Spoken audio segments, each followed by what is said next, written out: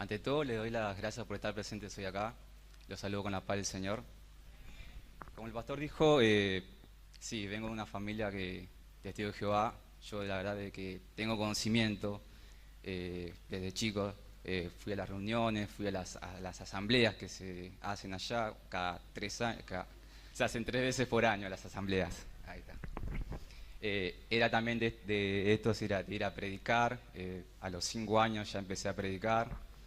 Pero no, nunca me gustó predicar, la verdad. Nunca me gustó ponerme el traje, ponerme la corbata. Nunca me gustó. Tampoco me gustaba ir a las reuniones, pero me obligaban. Pero igual iba yo. Eh, ya después, a la edad de los 12 años, vivíamos en Loma de Zamora. Nos mudamos a este barrio y se nos complicó ya empezar a congregarnos en un nuevo salón. Empezamos a ir, no sé, una vez por mes, una vez cada 2 meses, hasta el punto que ya no congregamos más con mi familia. Pese a no congregar más, tanto mi familia como yo seguíamos manteniendo la creencia de que la única religión verdadera eran los testigos de Jehová, pese a no congregar más. Eso igual a mí me sirvió, digamos, el hecho de creer por lo menos en Dios, de que pude alejarme de ciertas situaciones. Por ejemplo, me alejé de ciertas amistades que no me convenían. Cuando se me presentó en la escuela la oportunidad de la droga, pude decirle que no. Pero ya después, llegando a los 16, 17 años, ya el concepto de qué estaba bien y qué estaba mal ya no lo tenía. Por ejemplo, cuando era más chico siempre me decían que no salga a bailar porque era malo. Después ya cuando llegué a esa etapa de los 16, 17, 18 años ya empecé a salir a bailar. Ir a fiestas más grandes. De repente empecé a tomar alcohol a los 16 años. Nunca me controlaba yo en eso, pero yo ya para eso, ya para mí estaba bien. El salir a bailar, tomar, yo lo veía bien. Así como mis amigos, nosotros nos divertíamos. Pero bueno, después ya terminé la secundaria y tenía que elegir yo entre dos carreras que me gustaban. Las dos carreras me gustaban, una era de turismo y contador público. Me elegí la de turismo. Cuando entré a la universidad para estudiar turismo, no fue lo que yo esperaba, no, las materias no me gustaban. Se sintió el cambio de pasar de la secundaria a la universidad. Por eso entonces yo dejé la universidad, dejé de estudiar, y para mí eso fue feo, fue horrible, porque sentí que era una sensación de fracaso. Sentía que había defraudado yo a mis papás, a amigos, a todos los que habían creído que yo podía estudiar. Fue feo, entonces fue una etapa en la que yo ya no creía más en nada. No existía para mí Dios, no sé, las religiones ya ni me importaban. Un año después de eso yo conocí una amiga de acá de la iglesia que primeramente me preguntó ella si yo creía en Dios. Yo en ese momento le dije que no, que era ateo. Y tiempo después ella después me invitó a venir acá a la iglesia. Me dijo, venite un día a escuchar la palabra de Dios. No fui inmediatamente, tardé varios meses en venir. Una de las razones era porque tenía miedo de qué iban a pensar mis papás. Porque yo sabía que mi papá todavía tenía la mentalidad de que los testigos de Jehová eran la religión verdadera. Y después, bueno, después de varias veces tomé el impulso, digamos, y vine acá. Y el primer día que vine acá, el pastor estaba hablando de qué era la iglesia. Y eso para mí fue algo nuevo, porque nunca había escuchado yo qué era la iglesia o qué era lo que hizo Jesús por nosotros. No me habían hablado nada como testigo de Jehová de lo que era Jesús, de todo lo que significaba. Y poco a poco entonces yo empecé a estudiar la Biblia de verdad y fui descubriendo cosas, me fue interesando, me fue gustando más hasta que decidí bautizarme. Cuando decidí bautizarme le dije al pastor que era testigo de Jehová. Y él me dijo, ¿conoces a Russell? ¿O conoces su origen? Yo le dije, no, no conozco nada, le dije. para mí siempre la religión verdadera eran los testigos de Jehová y nada más. Y si me hablaban de otra religión, era falsa para mí. Entonces él me habló de Russell un poco y me dijo que investigara. Cuando investigué un poco acerca de lo que era el presidente Russell, me sorprendí. Primero por las profecías que se habían dicho, pero nada más. Después descubrí lo que era en la Biblia, una Biblia adulterada porque le faltaban textos, porque le agregaron cosas que no tenían que agregar. Pero esa fue la primera vez. Y después el año pasado, cuando el pastor me dijo que haga este trabajo, me dijo que investigara un poco más. Y cuando investigué, descubrí todo lo que van a ver a continuación. La verdad que para mí fue una doble sorpresa todo esto.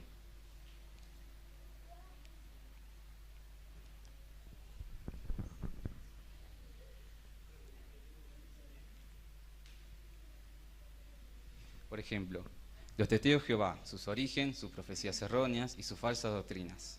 Primero vamos a ver quién fue Russell, después vamos a ver lo que son sus publicaciones y sus misteriosos símbolos, ya van a saber por qué. ¿Qué pasó en el año 1914, Rutherford y el año 1925, la profecía del año 1975 y qué es lo que dicen en la actualidad? Para empezar, en la propia página de los Testigos de Jehová podemos ver quién es el fundador de los Testigos de Jehová. Y ahí nos relata, nos habla que la historia de los Testigos de Jehová de la actualidad se remonta a finales del siglo XIX, más o menos en el año 1876, 1880. Y dice, en aquellos años un pequeño grupo de estudiantes de la Biblia de Pittsburgh, Pensilvania, Estados Unidos, decidió realizar un estudio sistemático de las Escrituras. Como parte de su investigación compararon las doctrinas de las iglesias con lo que la Biblia realmente enseña. Luego empezaron a divulgar lo que habían aprendido, publicaron libros, redactaron artículos para los periódicos y crearon la revista que hoy conocemos como La Atalaya. Más abajo dice, uno de aquellos estudiantes se llamaba Charles Taft Russell, aunque fue el primer editor de la revista La Atalaya y dirigió la obra de educación bíblica. En aquella época, eso no lo convirtió en el fundador de una nueva religión.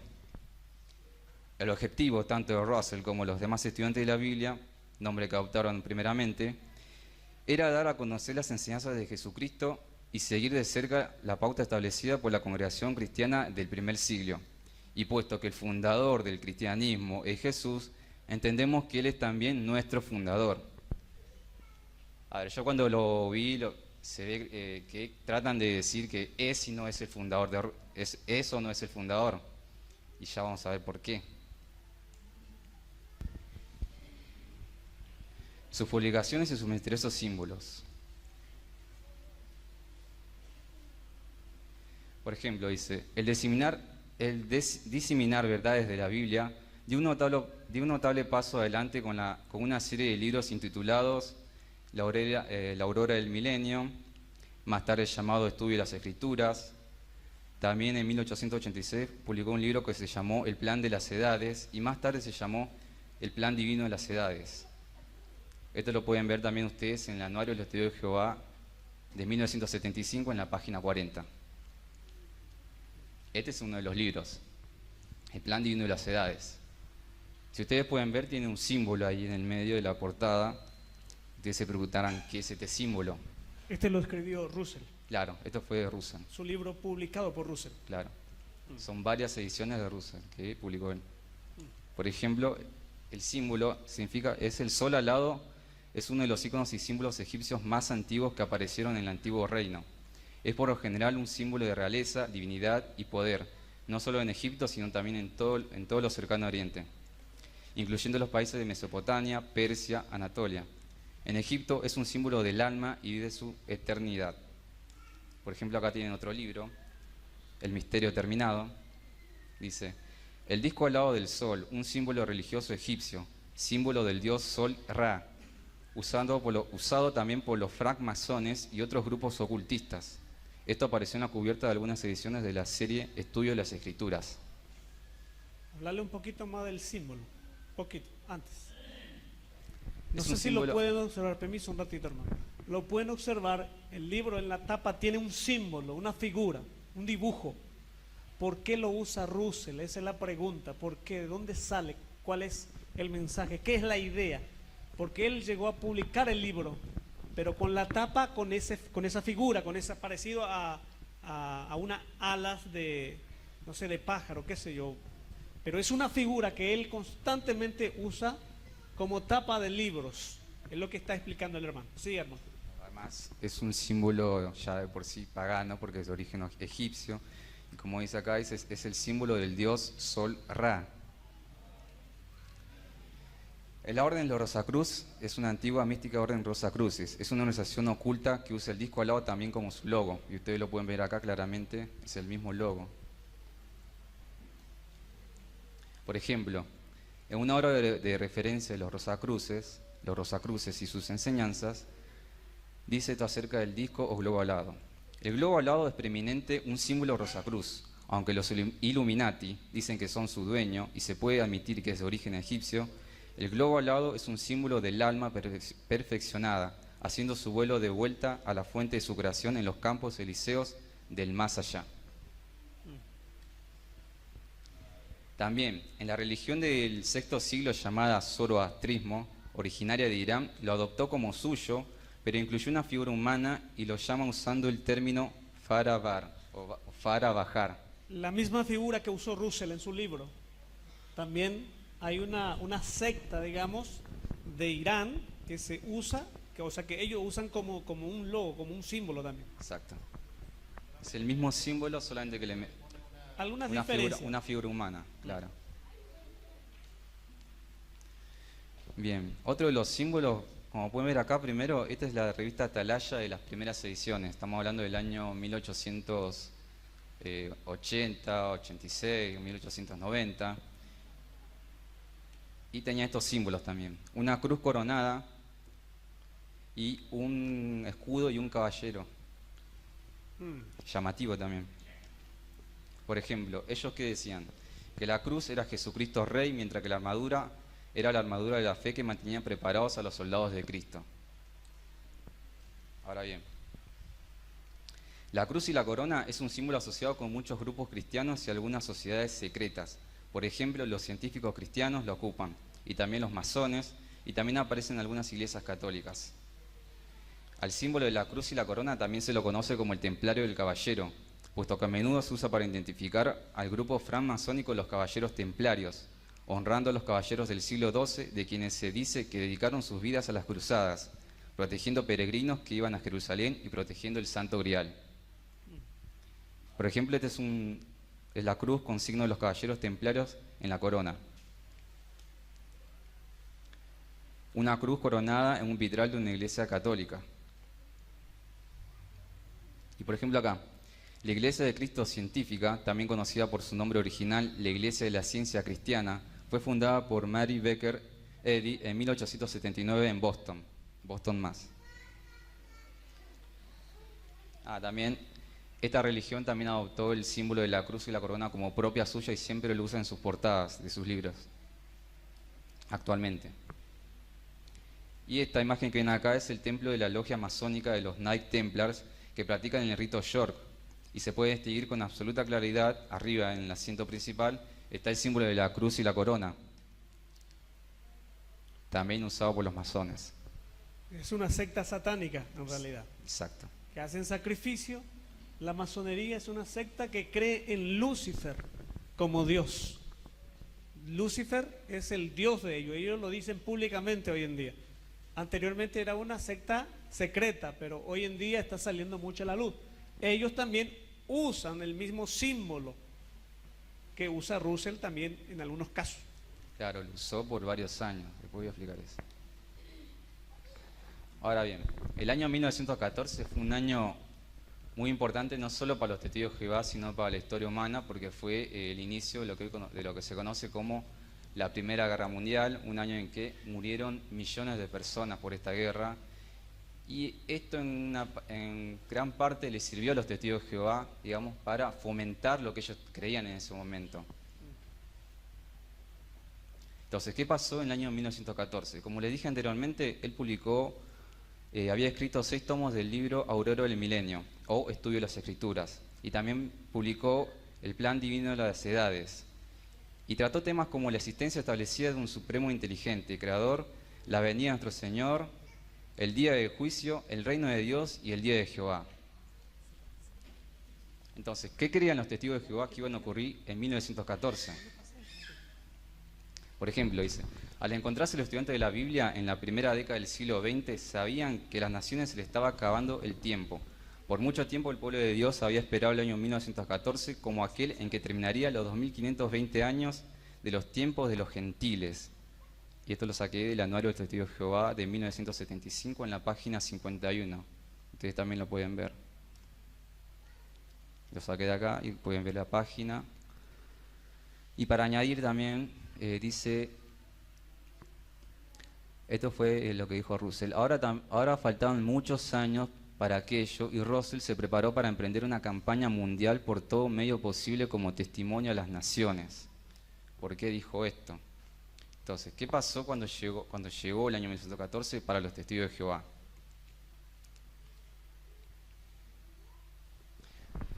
Muchos estudiantes de la Biblia esperaban grandes cosas en cuanto a 1914. Russell y sus colaboradores llevaban décadas proclamando que el tiempo de los gentiles concluirían ese año y se esperaban acontecimientos de gran importancia.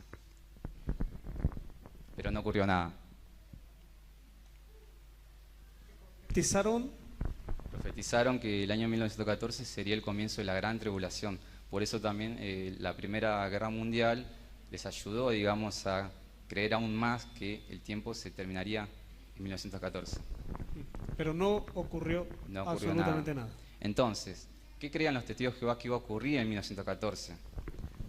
Y acá les muestro no sé si llega a ver, yo les leo, es uno de los relatos, testimonios de muchos testigos de Jehová de ese año. Por ejemplo, dice, entre algunos estudiantes de la Biblia estaba muy arraigada la idea de irse al cielo en 1914. Se querían ir al cielo ellos, Claro. cuando eso. En este tiempo ya no, cambiaron. La mayoría se quieren quedar acá. Eso hay que Pensábamos, dice la hermana Kenyon, esposa de Dwight Kenyon, que la guerra pasaría a una revolución y de allí a la anarquía. Entonces, los ungidos o consagrados en aquel tiempo morirían y serían glorificados. Cierta noche soñé que toda la iglesia, o sea, congregación, estaba en un tren que iba a algún lugar. Hubo truenos y relámpagos y de pronto los hermanos empezaron a morirse alrededor de mí. Pensé que eso estaba bien, pero por más que yo trataba, no podía morir. Esto me inquietó mucho. Entonces de pronto morí y me sentí muy aliviada y satisfecha. Cuento esto solo para mostrar lo seguro que estábamos de que todo terminaría pronto en lo que tenía que ver con este viejo mundo y el resto del rebaño pequeño sería glorificado. Otro testimonio, por ejemplo, dice Hassel y Helen Krull recuerdan que durante 1914 los asuntos que se consideraban en la mesa del comedor de Bethel solían girar alrededor del fin del tiempo de los gentiles. Están esperando ansiosamente el fin.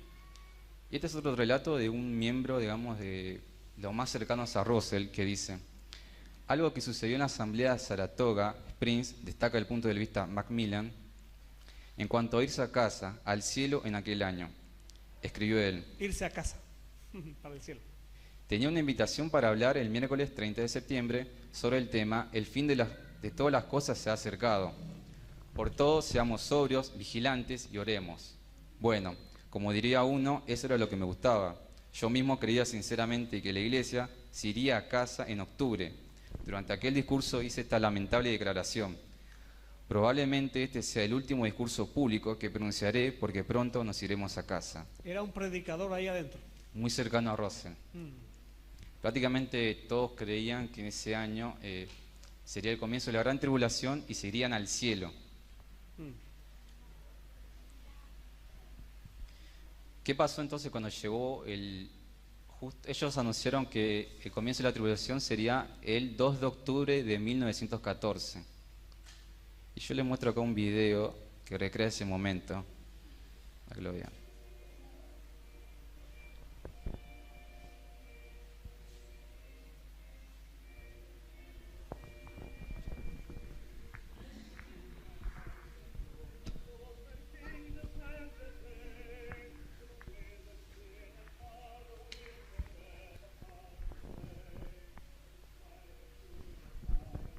Usaban mucho también los símbolos de la corona y la cruz, por ejemplo, ahí lo ven, tiene un collar con la corona y la cruz.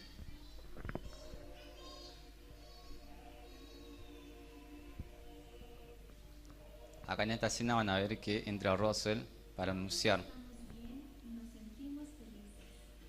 Trabajamos todos los días y compartimos el sentir del hermano Russell, que dijo: los tiempos de los gentiles han terminado.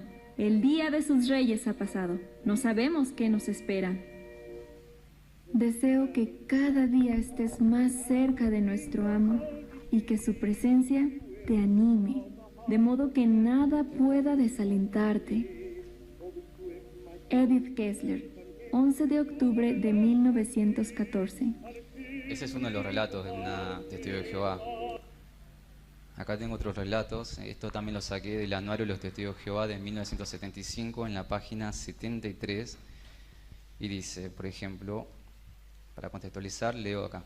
Dice, la mañana siguiente, el 1 de octubre de 1914, unos 500 estudiantes de la Biblia disfrutaron de un hermoso viaje por el río Hudson en vapor, de Albany a Nueva York.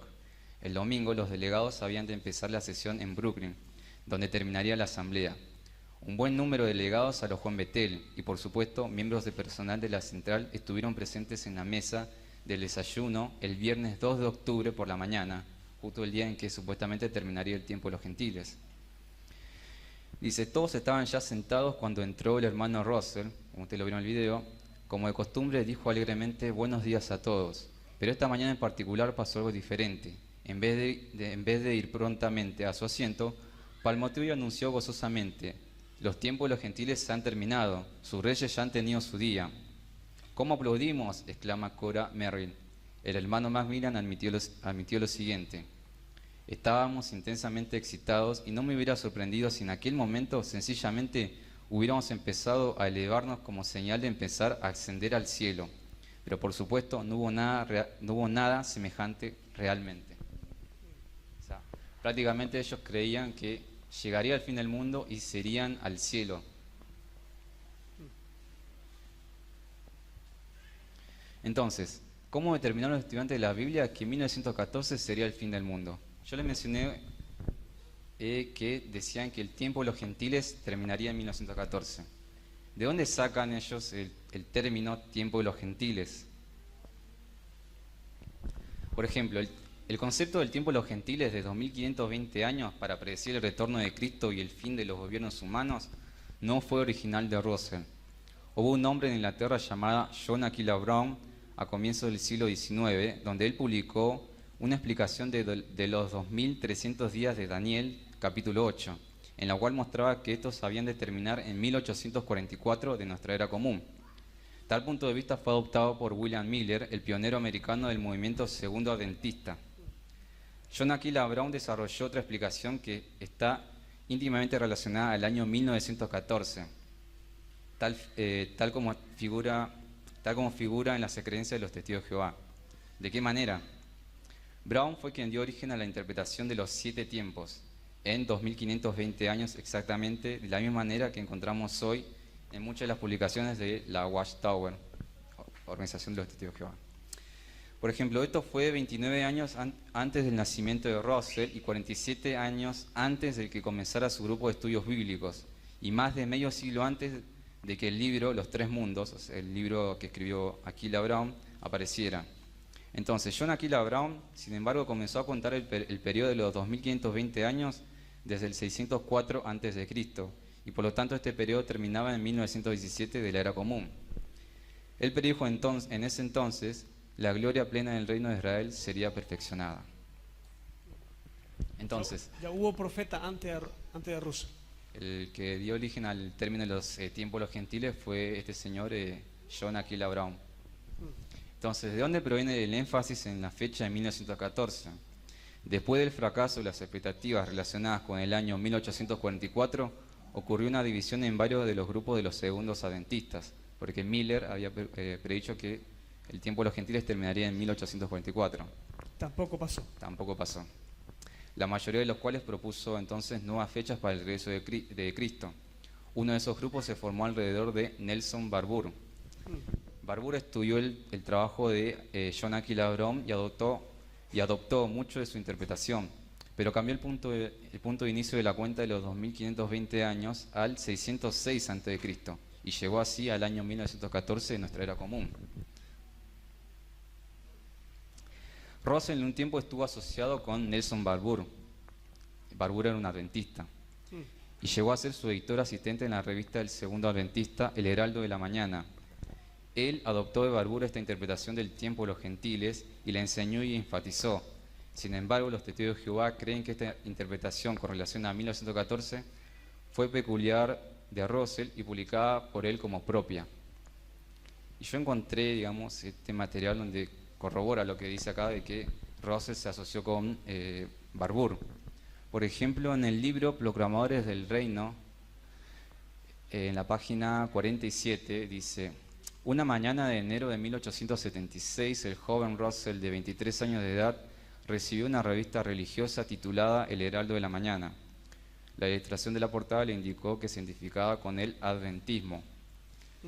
El redactor en jefe de revista, Nelson Barbour, no creía que Cristo volvía con el propósito de destruir a las familias de la tierra, sino que para bendecirlas, y tampoco creía que vendría en la carne, sino como espíritu. Pues bien, esto cuadra con lo que Russell y sus compañeros de Allegheny habían creído por algún tiempo.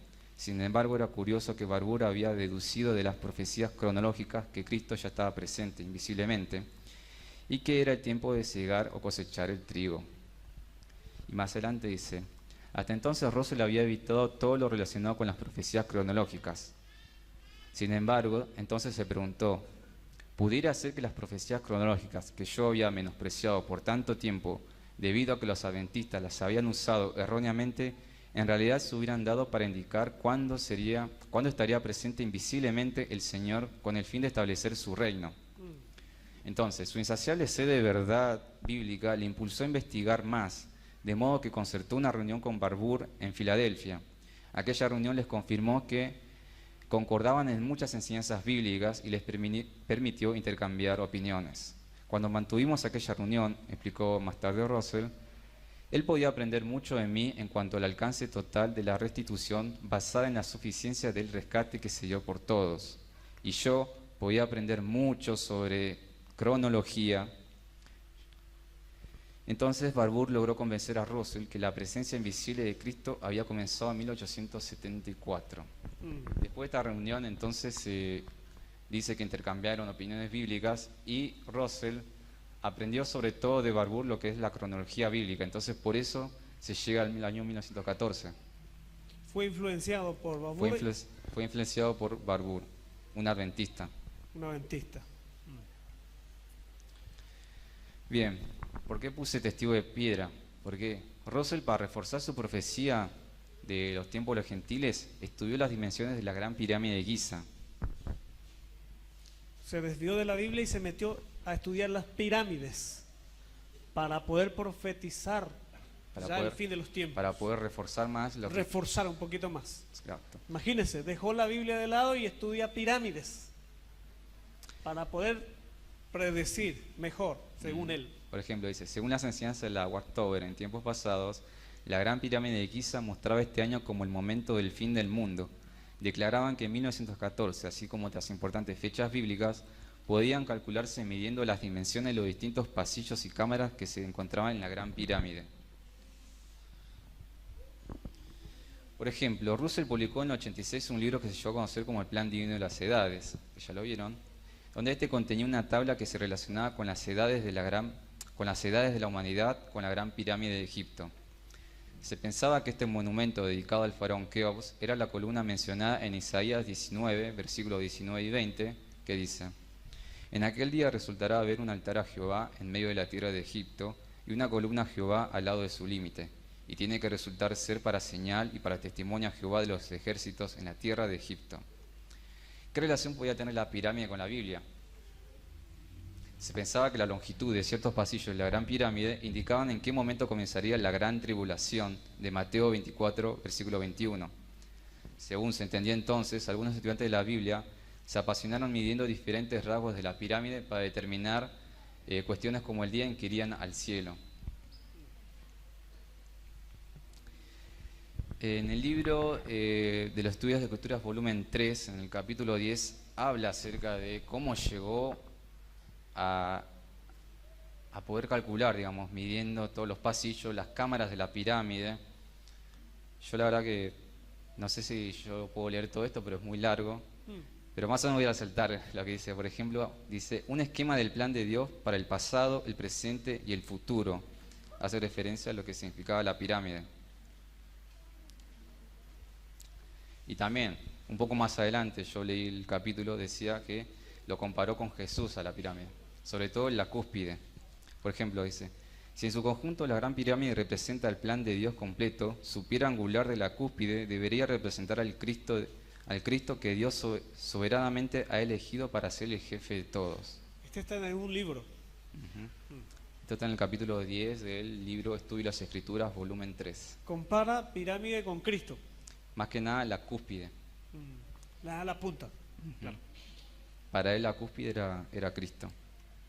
Por ejemplo, este es uno de los libros donde hablaba de la pirámide. Ya en la portada se ve la gran pirámide. Y esto es lo que mencionaba.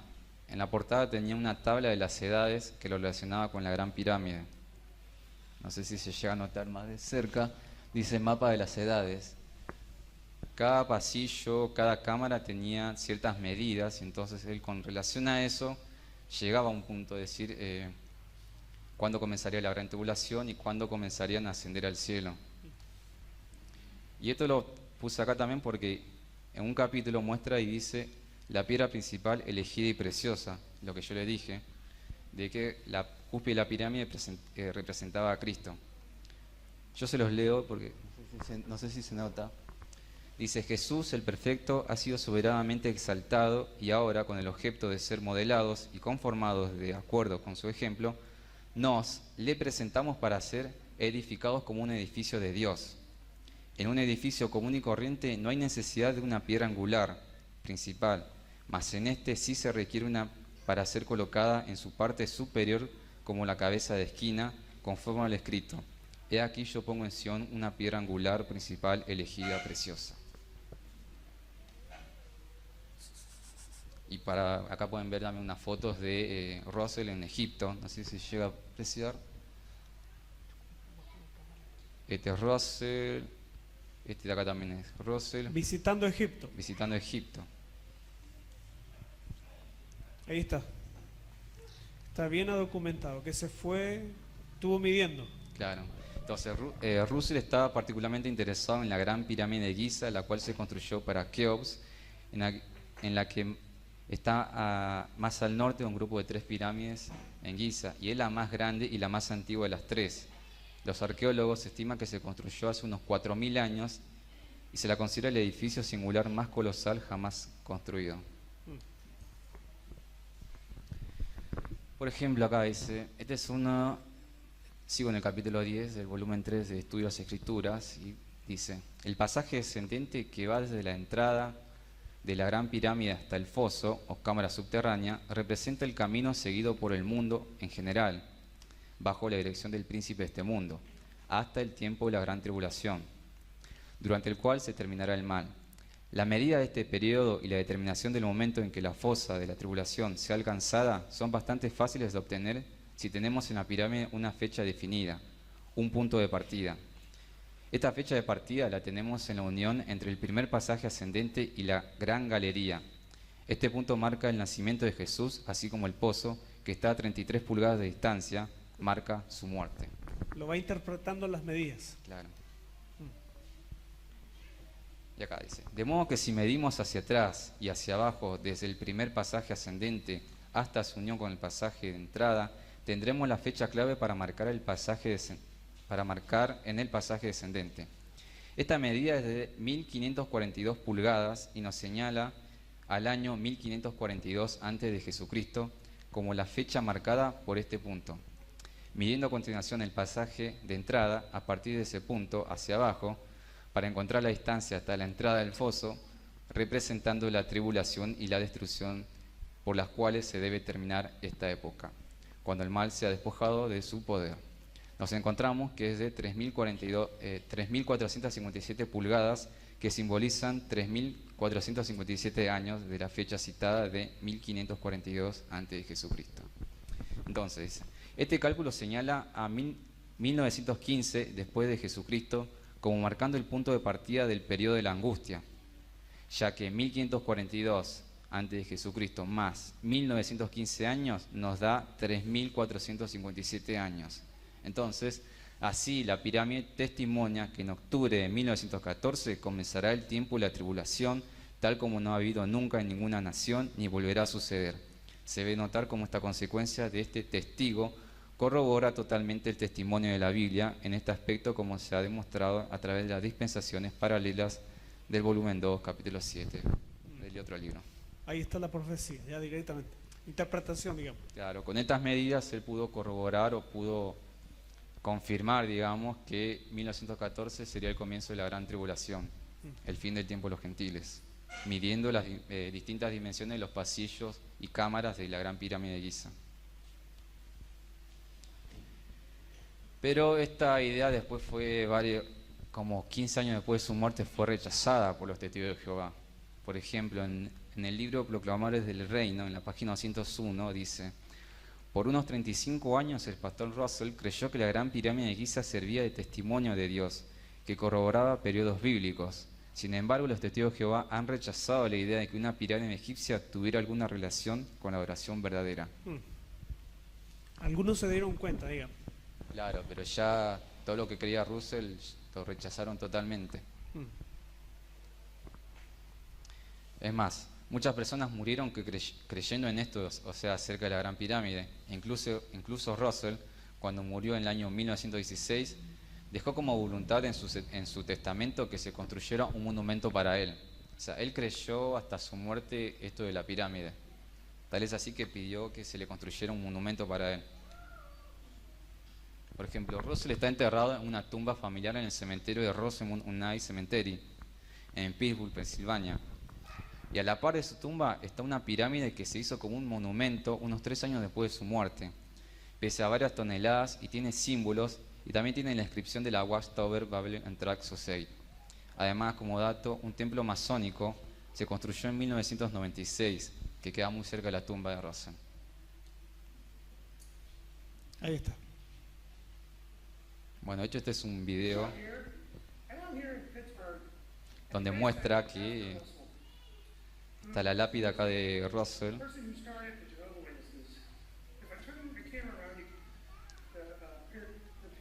Y ahí se puede ver la pirámide.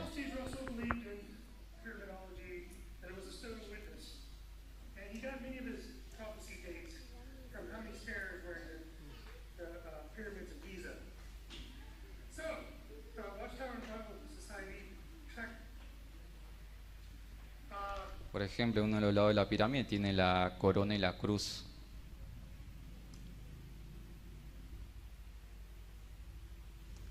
Esta es la pirámide. Y atrás, lo que viene atrás es el templo masónico, es la central masónica, que se construyó, digamos, muy cerca del cementerio. Hay páginas en internet que dicen que Russell está enterrado en un templo masónico, porque justamente está este templo, pero en realidad no es así. Cuando se enterró Russell, este templo masónico ni siquiera existía. Yo encontré fotos donde era un terreno vacío. Entonces, cuando ustedes, si ven en internet, dicen Russell está enterrado en un templo masónico, en sí no es cierto. Pero sí llama mucho la atención que se construyera un templo masónico cerca de esto. Por ejemplo, acá ven la lápida. Pastor Russell, que murió el 31 de octubre de 1916. Y ahí está, la cercanía. Por ejemplo, en uno de los lados de esta pirámide está la corona y la cruz. Y no sé si se puede ver bien, pero está el emblema de la Watchtower. Bien. Esto es en cuanto a Russell y todo lo que él dijo. Después de que él murió en 1916, el 6 de enero de 1917, Joseph Franklin Rutherford fue presentado como candidato y elegido presidente de la sociedad de la Watchtower. Entonces, esto quiero leerse porque también me pareció interesante. Dice: asumiendo su nueva responsabilidad humildemente, el hermano Rutherford habló brevemente en aquella ocasión, solicitando las oraciones unidas, profunda comprensión y cooperación completa de sus compañeros de creencia. Les aseguró: el que hasta ahora nos ha conducido continuará conduciéndonos. Tengamos corazones valerosos, mentes dispuestas y manos prestas, confiando siempre implícitamente en el Señor, buscando su guía. Me pareció interesante porque dice: el que hasta ahora nos ha guiado continuará guiándonos. Este lo pueden leer en el Anuario de los Testigos de Jehová. Sería el segundo presidente de la asociación. Este sería el segundo presidente, exacto. El otro falleció. Ahora Falleció en sube año- juez Rutherford. ¿Por qué Rutherford y el año 1925? Porque también este presidente hizo una profecía. También profetizó. Claro. Dice: el cuerpo gobernante de los testigos de Jehová profetizó lo siguiente. Hay varias citas que sin lugar a duda indican la resurrección de Abraham, Isaac, Jacob y otros fieles de tiempos antiguos, y estos gozarían del primer favor. Podemos esperar que el año 1925 presenciará el regreso de estos fieles, saliendo de la tumba plenamente restaurados a la perfección humana y constituyéndoles en representantes legales visibles del nuevo orden de cosas en la tierra. Esto lo publicó en el libro Millones que ahora viven no morirán jamás, en la página 72. Profetiza que Abraham, Isaac y Jacob resucitarían en 1925. 25. Profetizó así. Yo encontré el libro y pueden ver acá la portada del libro, el libro que fue escrito por el propio Rutherford. Y de la página 72, y yo me acerco acá, no sé si llega a ver. Pero bueno, dice: sin lugar a duda indican La resurrección de Abraham. claro, acá nos habla acerca de lo mismo que yo le mencioné antes, donde Abraham, Isaac, Jacob y otros fieles van a resucitar en el año 1925. Ustedes se preguntan: ¿cómo llegó ese año? Bueno, si ustedes leen el capítulo, explica un poco del sistema de jubileos, de 70 jubileos, de 50 años cada uno. Bueno, se basó básicamente en interpretaciones bíblicas, supuestamente. Entonces, resucitaron en 1925 Abraham, Isaac, Jacob, como los testigos de Jehová predijeron. Obviamente, otra vez no. Igual, pese a todo esto, al fracaso de 1925, la idea todavía seguía en Rutherford y en muchos de los testigos de Jehová.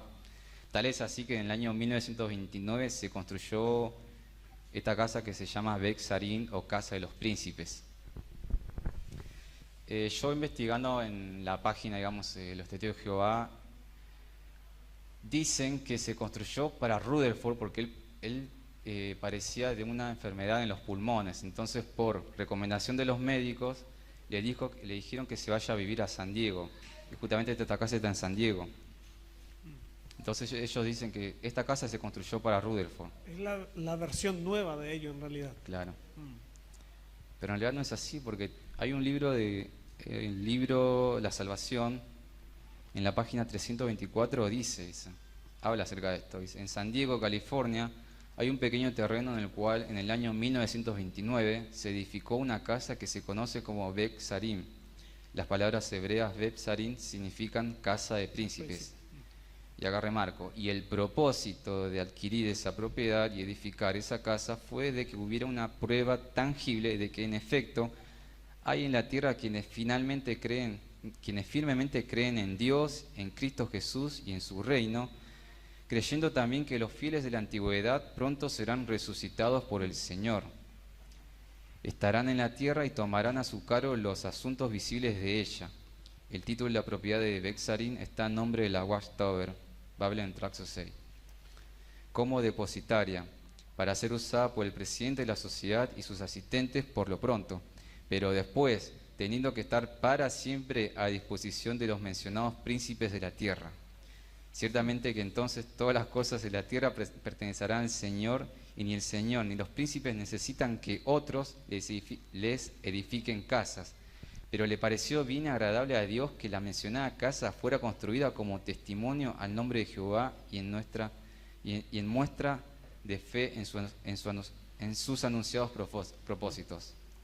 La casa ha servido como testimonio a muchas personas por toda la tierra, y aun cuando los incrédulos se han burlado y hablado despreciativamente acerca de ella, sin embargo allí permanece como un testimonio al nombre de Jehová, y cuando los príncipes vuelvan, algunos de ellos ocuparán la propiedad, y eso será una confirmación de la fe y la esperanza que se indujeron la construcción de Beth-Sarim. Claro, porque dice que se burlaban, porque Rutherford había predicho que en 1925 resucitarían estos fieles profetas, pero no ocurrió nada. Entonces, a raíz de eso hubo burlas de varios periódicos o de otras religiones. Pese a todo eso, ellos seguían manteniendo la creencia de que resucitarían, no en 1925, pero sí resucitarían después. Algún día lo van a ocupar. Exactamente. Pero mientras tanto, Rutherford vive ahí. Exacto. Exactamente.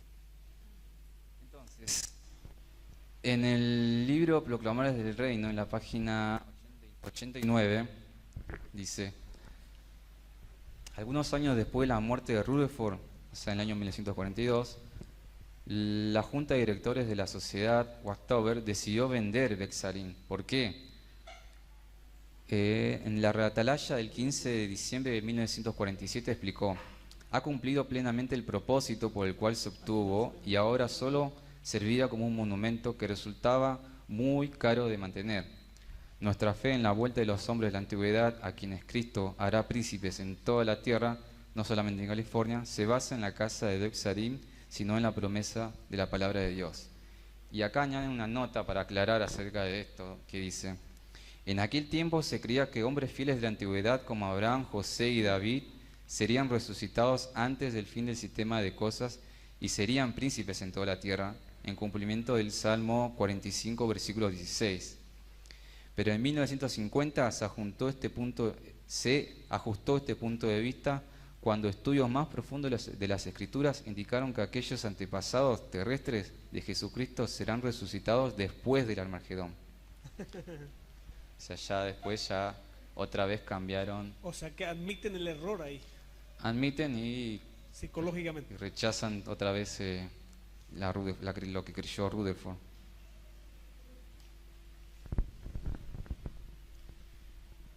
Ya vimos la profecía de 1914, 1925 y también volvieron a tirar otra profecía en el año 1975. Pero esta vez ya no decían exactamente va a terminar, o sea, lo daban como idea. Por ejemplo, en la atalaya del año 1969, del 1 de enero, de las páginas 14 a 20, habla de esto. Dice: ¿Por qué está usted a la espera de 1975? Dice: ¿qué hay de toda esta conversación acerca del año 1975? Su interés ha sido avivado por la convicción de que en 1975 marcará el fin de 6.000 años de la historia humana desde la creación de Adán. Una cosa es absolutamente cierta: la cronología bíblica, reforzada con la profecía bíblica que se ha cumplido, muestra que pronto se terminarán 6.000 años de la existencia del hombre, sí, dentro de esta generación. Por ejemplo, acá tengo la atalaya de ese año, y en los títulos está lo que le dije: ¿por qué está usted a la espera de 1975? Y dice: por lo tanto, este no es tiempo para ser indiferentes ni para estar seriamente satisfechos. Este no es tiempo para estar jugando con las palabras de Jesús de que respecto a aquel día y hora nadie sabe, ni los ángeles de los cielos ni el Hijo, sino solo el Padre. Al contrario, es tiempo en que uno debe estar vivamente consciente de que el fin de este sistema de cosas rápidamente está llegando a su fin violento. No se equivoque.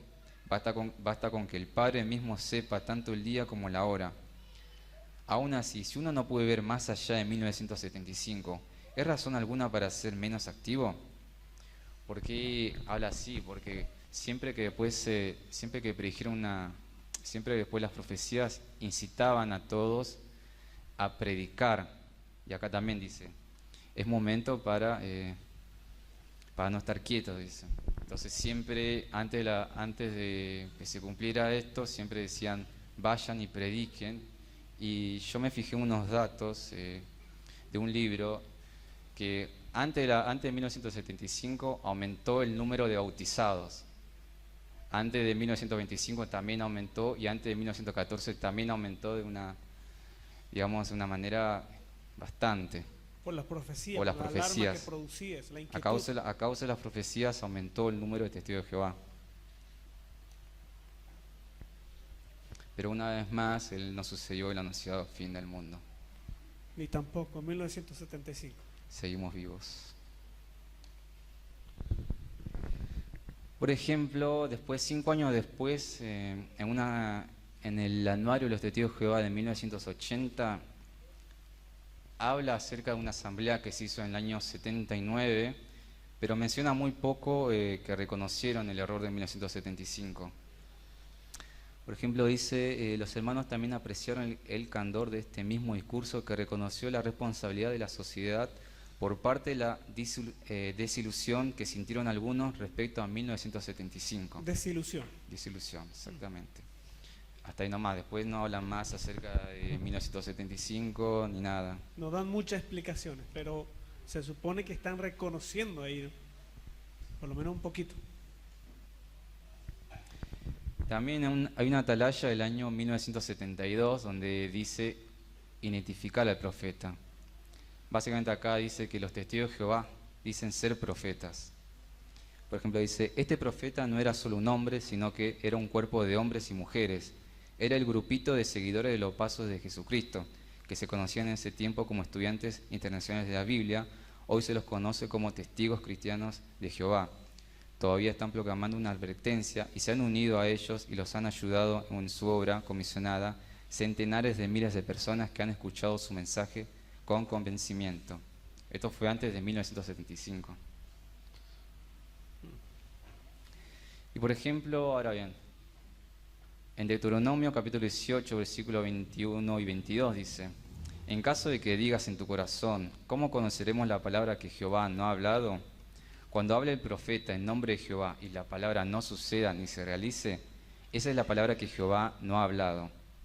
Y también esto es de la traducción del Nuevo Mundo, su propia Biblia.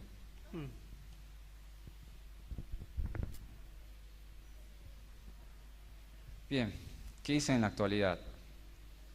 Hoy en día no solamente los testigos de Jehová enseñan que la Biblia contiene una cronología que llega hasta la conclusión de que el año 1914 es una importante fecha profética, la segunda venida de Cristo, pero de manera invisible, sino también que fue coronado como rey en los cielos. Hoy actualmente dicen que el año 1914 se usó para decir que Jesucristo vino pero de manera invisible y que fue coronado rey, pero como vimos anteriormente se usó para predecir el comienzo de la gran tribulación. ¿Cómo llega el agua octubre a la fecha de 1914?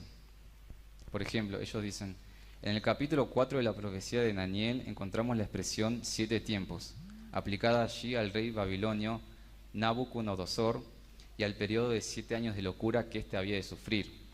Para determinar la duración de esos 7 tiempos proféticos, la Biblia dice que 3 tiempos y medio equivalen a 1260 días. Por lo tanto, 7 tiempos, el doble de 3 tiempos y medio, equivalen a 2520 días. Además, se aplica la siguiente regla, un día por año. Aplicando esta regla, los 2520 días representan 2520 años. Así que los 7 tiempos terminaron en octubre de 1914. Utilizando esta forma, los 2500 días se transforman en 2520 años, que corren desde el 607 a.C. hasta el año 1914, nuestra era común. Si ustedes usan la calculadora y hacen 1914 si hacen 1914 más 607 les da 2521 días. Pero ellos toman 606 años y 3 meses antes de la era común y toman 1913 años y 9 meses de la era común para llegar a octubre de 1914, como para acomodar sus ideas. Esto es importante, me dijo el pastor, es contradicción en cuanto a la salvación. Nosotros sabemos que la salvación no se gana por obras, como dice Efesios 2:8. Entonces en la página de los Testigos de Jehová tienen en la sección de preguntas frecuentes, dice: ¿predican casa por casa a los Testigos de Jehová para ganarse la salvación? Y ellos responden: no, nosotros no sabemos que no nos ganamos la salvación para predicar de casa en casa. Pero después hay una atalaya del año 2015 del 15 de febrero, donde dice: ¿por qué es tan importante la predicación? Y tira varios puntos. Si llegan a ver, dice, en uno de los puntos dice: es un requisito para nuestra salvación y de la de quienes no se escuchan. Se contradice. Totalmente se contradicen.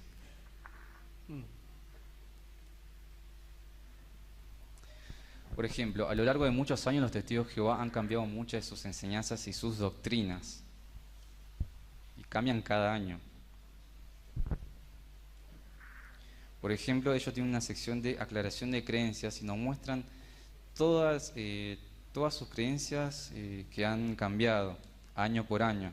Tenemos desde el año 1882 hasta el año 2018. Todavía siguen cambiando varias de sus doctrinas, digamos. Un día enseñan una cosa y otro día enseñan otra cosa. Entonces, ellos también responden a esto. Dice: ¿por qué han cambiado los Testigos de Jehová algunas de sus creencias? Y dicen: nuestras creencias están basadas única y exclusivamente en lo que dice la Biblia. Por eso, a medida la entendemos mejor, modificamos lo que creemos.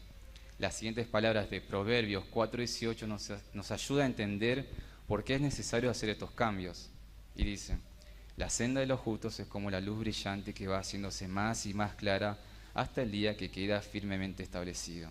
Es decir, tan luz como la del amanecer va revelando los detalles del paisaje de forma gradual. Dios va revelando la verdad a sus siervos poco a poco y poco a poco al tiempo debido. O sea, ellos para justificarse con todo esto de los cambios de doctrinales o muchas de sus interpretaciones, utilizan siempre este versículo de Proverbios 4:18.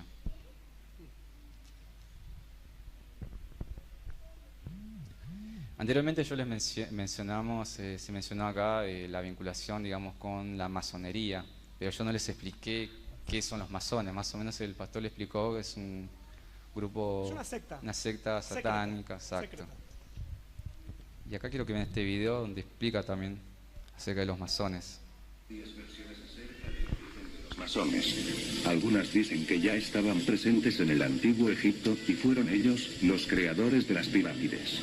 Otra cita dice que el nacimiento de la masonería se dio en Jerusalén en la construcción del Templo de Salomón. Otra historia afirma que la masonería moderna viene de gremios de constructores medievales de castillos y catedrales que evolucionaron hacia comunidades de tipo especulativo e intelectual. Después del trabajo o en el descanso, los albañiles y constructores se dirigían a logias que eran lugares de reunión y descanso con leyes y estatutos fijos. Posteriormente, no solo constructores estarían en estos grupos. Luego, se integrarían personas que nada tenían que ver con la construcción. Así, de esta manera, nacería la masonería actual. Los masones tienen como líder supremo a Garú, que es llamado también el gran arquitecto. Este, más que un líder supremo, es un objetivo a seguir. Un masón ideal. Ya que los masones son racionales, no pueden tener deidades o dioses. Es por eso que un cristiano no puede ser masón, pero un masón sí puede tener actividad con el cristianismo, ya que la masonería no prohíbe la práctica de otra religión. La Iglesia Católica, mediante sus papas, en innumerables oportunidades, ha condenado a la masonería y a quienes la practican, los ha amenazado con la excomunión. En algunas dictaduras como la de Hitler y Mussolini, la prohibieron. La pregunta que cabe entonces es: ¿cómo es posible que en varias iglesias y catedrales cristianas exista uno de los símbolos más emblemáticos de los masones? Por su parte, la Iglesia Católica explica que en realidad hay un error en cuanto al símbolo masón. El ojo que todo lo ve fue creado por el catolicismo para representar a la Santísima Trinidad. Por eso lo del triángulo. Y el ojo es la representación del Dios omnipresente y que los masones habrían copiado haciendo lo propio. Sin embargo, la historia dice que el ojo que todo lo ve existía mucho antes que el cristianismo y se le conocía como el ojo de la providencia o el ojo de Horus. Horus era un dios pagano del antiguo Egipto. Este era hijo de Osiris y la diosa Isis. Set, hermano de Horus, mató a su padre y ambos hermanos combatieron. Fue en esa ocasión en que Horus perdió un ojo.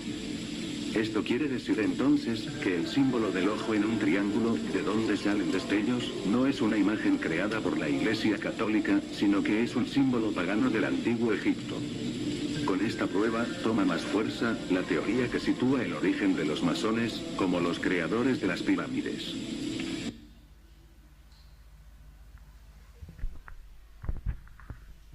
Bien, creo que queda claro, digamos, tanto los símbolos de la pirámide o la propia pirámide son todos de origen pagano. Por ejemplo, acá pueden ver el símbolo, el logo de los masones. La G significa Gadu, gran arquitecto del universo. Y arriba tiene el triángulo con el ojo de la providencia. Por ejemplo, esto lo encontré hoy a la mañana que se lo mandé al pastor, donde hablaban los testigos de Jehová en la atalaya del año 1966, donde ellos explican el símbolo del gran sello, el simbolismo del gran sello, básicamente del billete de dólar. Donde dice, el reverso del sello muestra una pirámide con un ojo en su cúspide rodeado de un resplandor de luz. Con la pirámide se quiere representar fuerza y duración, mientras que con el ojo se quiere hacer referencia al ojo eterno de Dios. Sobre el ojo hay una máxima latina, o sea, una inscripción en latín, Anuit coeptis, que significa el Dios ha hecho prosperar o ha sonreído con aprobación sobre nuestras empresas. En la base de la pirámide se encuentran las letras numerales romanas, la fecha de 1776, y desde abajo de la pirámide aparece un rollo con la máxima, o sea, con una inscripción Novus Ordo Seclorum, que significa un nuevo orden de las edades, un nuevo orden de los siglos o nuevo orden mundial. Desde que se fundó aquel nuevo orden, en 1776, muchos líderes políticos han fundado muchas otras nuevas órdenes políticos en otras partes de la tierra. No obstante, es a Dios mismo a quien los hombres tienen que mirar en espera de un nuevo sistema de cosas que uniría a la humanidad bajo el gobierno de justicia de Jesucristo, el mismo Hijo de Dios. Ese justo gobierno no será establecido por hombres, porque es el reino de Dios. Yo se lo mandé porque al leerlo, la verdad que no decían acerca de sus orígenes paganos, nada, o sea, simplemente hablaban acerca de su significado. ¿Por qué?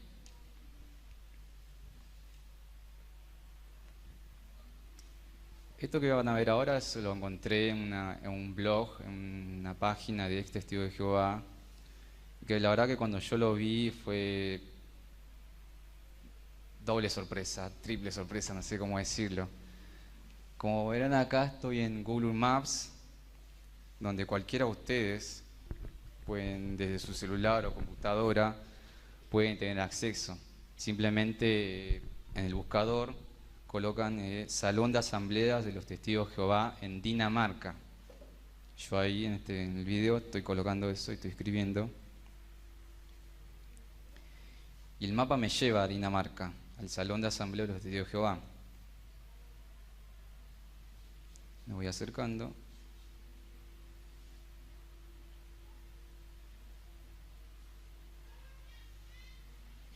Acá está, llegué. Como verán, estoy en el Salón de Asamblea de los Testigos de Jehová en Dinamarca. Y ahí quiero que vean las fotos que están ahí para poder ver. Un poco lo que es una asamblea donde se juntan. Es un lugar de reunión. Es un lugar de reunión donde se juntan distintas congregaciones de distintas localidades. En este caso es en Dinamarca y pueden ver que se están reuniendo. Esta es una foto del año 2016. Esto es todo muy actual, digamos. Esta es una del año pasado, agosto de 2018. Pero hasta acá no hay nada raro.